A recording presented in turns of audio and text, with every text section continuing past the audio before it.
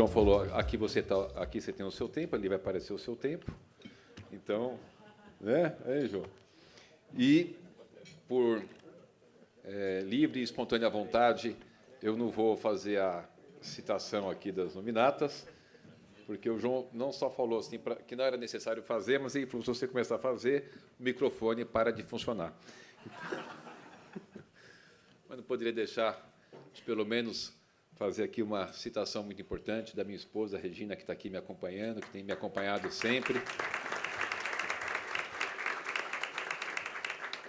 E ontem à tarde, domingo, né, ontem à tarde, a gente teve um momento muito bacana, muito raro na família, que foi receber lá em casa o Ricardinho Nunes Filho e a minha norinha Amanda e o meu netinho Ricardo Neto, também a minha filha Maiara, o meu genro o Bruno e a minha netinha Valentina, que foi uma delícia.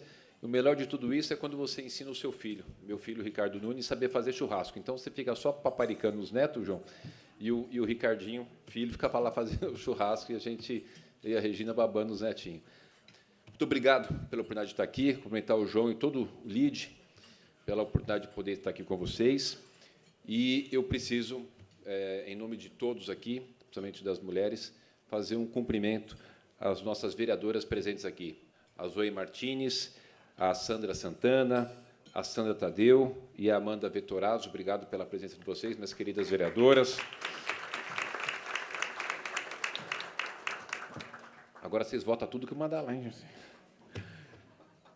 Gente, que bom estar aqui.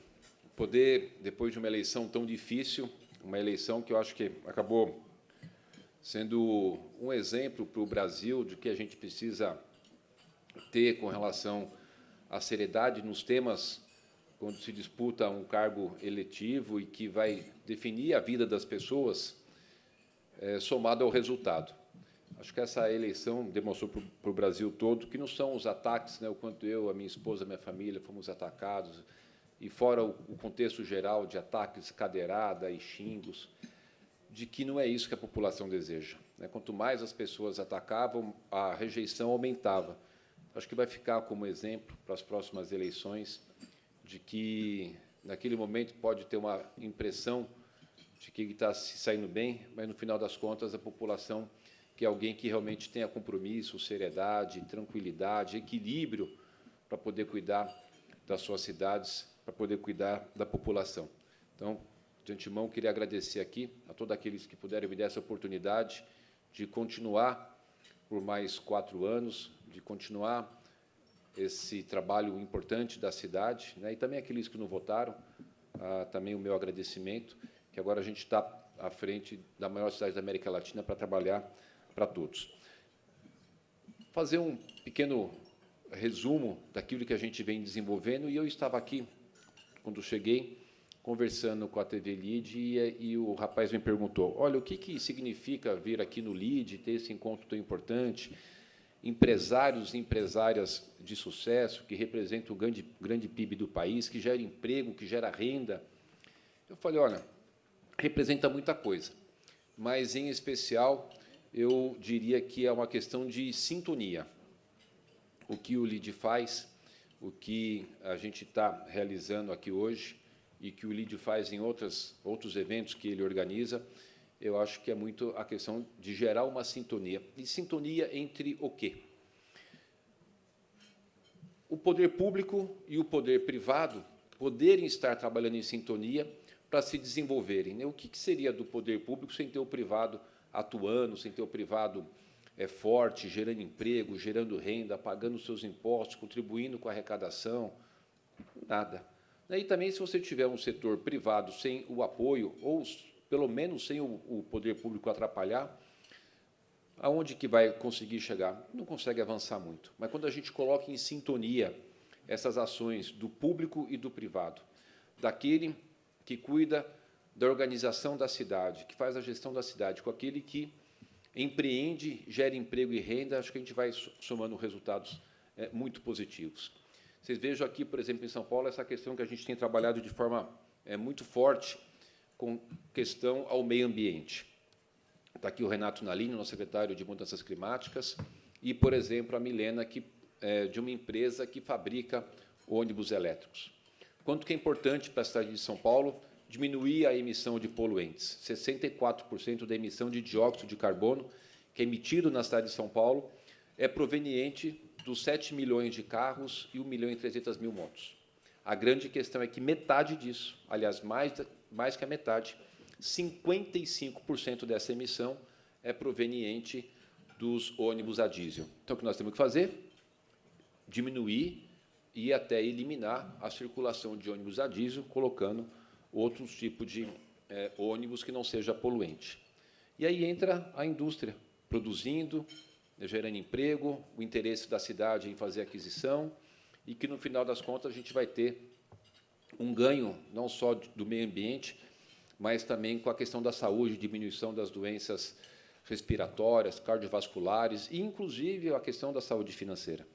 Quando a gente fez essa equação de substituir os nossos ônibus a diesel por ônibus elétrico ou ônibus biometano, ônibus que não sejam poluentes, foi sendo realizado equações para que a gente possa desenvolver e ter uma economia, um ganho, inclusive, econômico nesse processo. A gente gasta R$25.000 por mês de diesel, no ônibus a diesel, obviamente, e o elétrico a gente vai gastar 5 mil. Portanto, uma economia de R$20.000 por mês, 240 mil no ano, 2.400.000 em 10 anos, e a própria economia vai pagar esse investimento.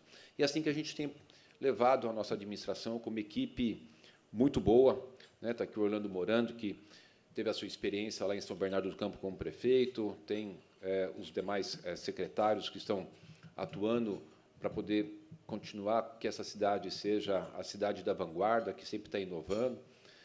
E tem muitos membros aqui do setor da construção civil, do Secov, da Abrainc, o França. E por que a gente está dando esses exemplos?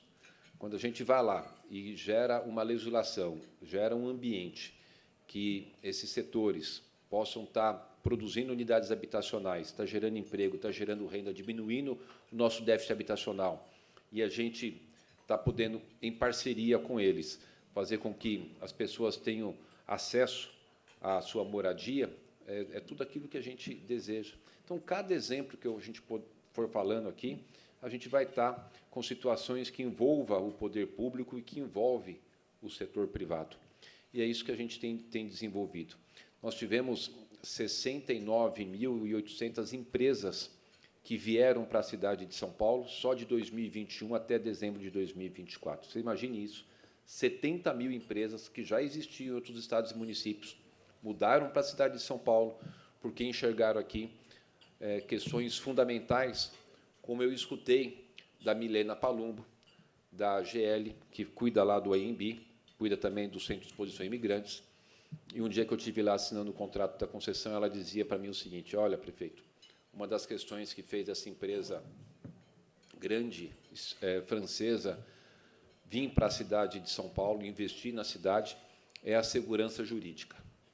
E, com a segurança jurídica, com a desburocratização, com a geração de emprego e de renda, com um olhar para a segurança pública, a gente foi atraindo empresas para virem se sediar em São Paulo e fomos atraindo empresas para poderem participar do maior programa de desestatização do nosso país, que começou lá quando o João era prefeito, eu era vereador. Já em 2017, ele mandou um projeto para a Câmara, e nós votamos um grande projeto de desestatização, que hoje já atingiu mais de 2 bilhões de recursos no nosso Fundo Municipal de Desestatização e mais de 14 bilhões de economia direta e indireta de arrecadação das outorgas variáveis. E acho que é dessa visão de um governo liberal, de um governo que tem a coragem de fazer as ações, que a gente vai desenvolvendo todo esse trabalho. E tudo isso tem dado certo, acho que por conta dessa forma de governar, do governo liberal, de estar sempre junto com o setor privado, sabendo respeitar os limites, também falando para o privado: olha, até aqui a gente vai junto, daqui para frente não dá para ir, estipular quais são as regras, mas das ações que a gente foi desenvolvendo de parceria, inclusive com os governos estaduais. Lá atrás, o Bruno Covas, uma parceria super importante com o João Governador. Depois, infelizmente, perdemos o Bruno dia 16 de maio de 2021, eu assumo como prefeito.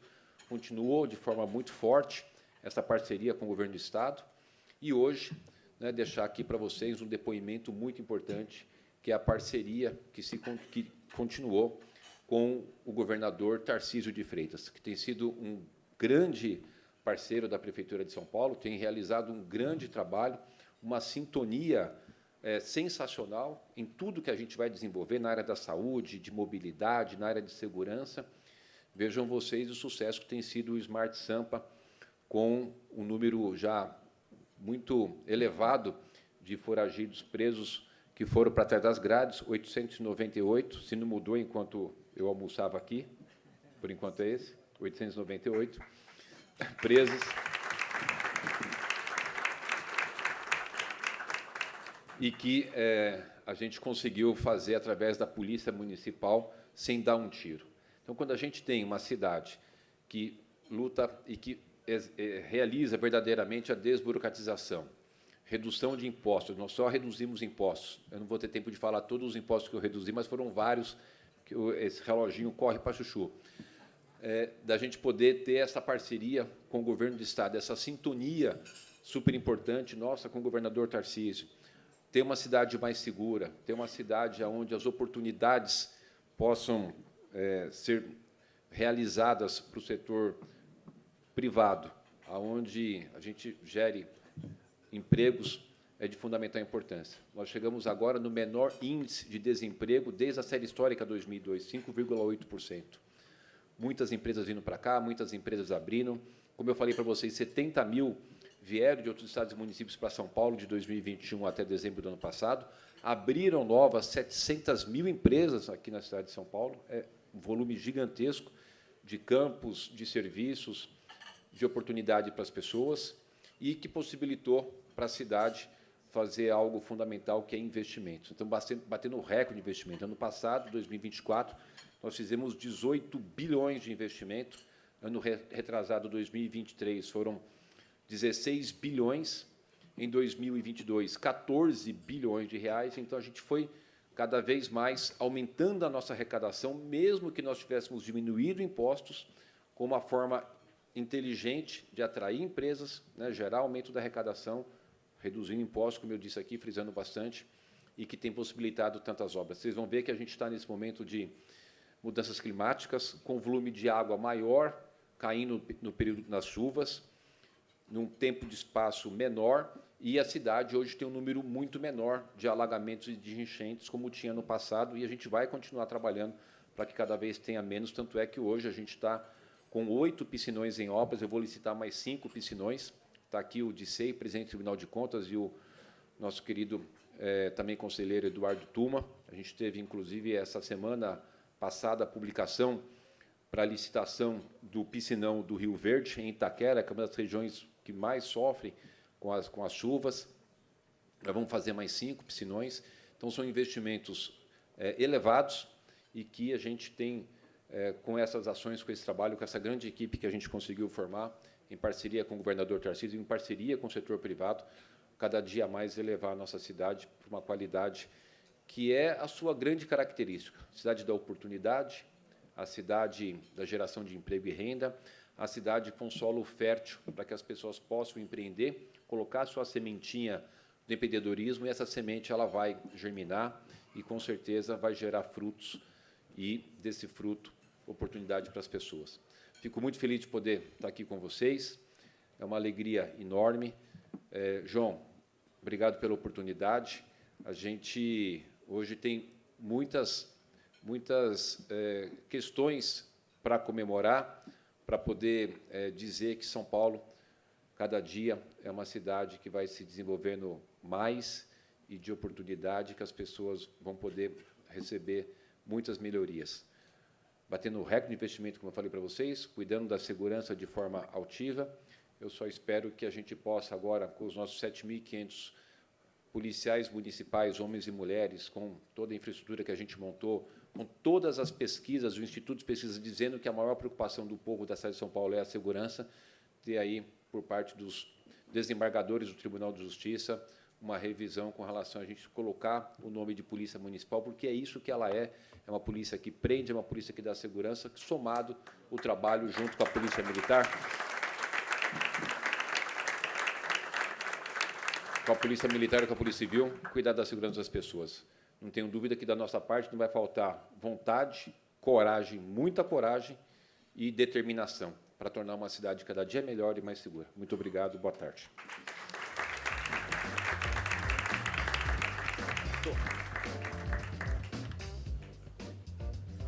Prefeito Ricardo Nunes, cumprindo rigorosamente o horário, pontualmente aqui, ele foi na sua apresentação e nos deu já um overview muito interessante sobre como a cidade está mudando sob sua gestão. E, nesse momento, nós vamos, então, dar início a esse debate com o prefeito. Mais uma vez, lembrando que todos aqueles que queiram fazer suas perguntas podem utilizar o nosso lead.com.br, WhatsApp, e mandar suas questões que serão aqui formuladas. Eu vou dar início a esse debate, prefeito, fazendo diretamente uma pergunta. Marcos, pois não, pode falar, João. Eu sugeri ao prefeito que possa ficar aí ao seu lado, eu vou deixar até este microfone com ele. Excelente. E falar de pé é sempre melhor do que falar sentado. Sem dúvida alguma. Sem pelo diafragma você consegue... Eu vou deixar o microfone com ele, fica mais fácil. Eu fico com o microfone, ele fica aqui, então, no púlpito. Eu fico aqui. Deixa eu só aproveitar, então, e cumprimentar também aqui a vereadora Marina Bragante, que nos honra aqui com a sua presença. A vereadora Ana Carolina também e o sargento Nantes. Obrigado a cada um de vocês pela presença aqui. Tudo bem, prefeito. Eu vou dar início a esse debate, antes de passar as demais perguntas, fazendo uma provocação nesse início no plano da mobilidade e também do transporte urbano. Eu queria que o senhor comentasse um pouco, é uma tendência que nós estamos vendo entre aplicativos aí, o uso das motocicletas, como o Uber parece querer fazer, em forma de transporte urbano. Como é que o senhor, como prefeito, alcaide dessa cidade, encara esse tipo de movimento? Olha, esse processo começou lá em 2023, quando a Uber e a 99 começaram a oferecer esse serviço na cidade. Eu chamei os dois, as duas empresas na prefeitura, e eu expliquei para eles que a gente precisaria ter um regramento. Fiz um decreto proibindo e constituí um grupo de trabalho entre a Secretaria de Transporte, a Secretaria de Saúde, especialistas em mobilidade, a academia, a própria Uber, a própria 99, participando do grupo de trabalho, e a conclusão do grupo de trabalho, publicado lá em 2023, é de que, na cidade de São Paulo, pela sua complexidade, não era possível ter esse tipo de serviço aqui, pelo aumento do número de acidentes e de óbitos. Em 2023, nós tivemos 403 óbitos de acidentes de moto em São Paulo. Mesmo eu fazendo a faixa azul, que reduziu o número de acidentes, a gente teve um aumento de 20% de mortes por acidente de moto em 2024, saindo de 403 para 483 óbitos de moto. Fora os acidentes, fora todas as complexidades que a gente sabe, são pessoas que trabalham nas ruas, não têm um registro, quando eles têm acidente, eles ficam todo aquele período sem um ganho. Quando tem um óbito, então, fica a família desamparada. Uma cidade que tem 1.300.000 motos. Em 2014, nós tínhamos 700.000 motos, hoje temos 1.300.000 motos.